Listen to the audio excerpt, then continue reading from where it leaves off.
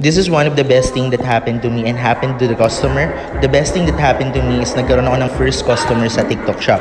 I decided to open the TikTok shop this month of February and it's crazy kasi nagkaroon ako ng first product sold. Bumili siya ng 7 sachets pero dahil this is the first order and first na nag-support sa TikTok shop, nag-add ako ng additional 2 sachets. Nag-add na rin ako ng notes para sa customer. Indigo is a plant-based powder drink mixed with vitamins. Instead na gumastos ka ng malaki everyday sa coffee na nabibili mo sa coffee shop na alam mong hindi healthy sa'yo at full of sugar, instead na bumili ka ng kung ano-anong energy drink na mataas sa calorie, sugar level, at caffeine content, bakit hindi na lang Indigo? Ang isang Indigo ay meron lang 26 calories and meron ding naturally derived caffeine content coming from guarana and green tea.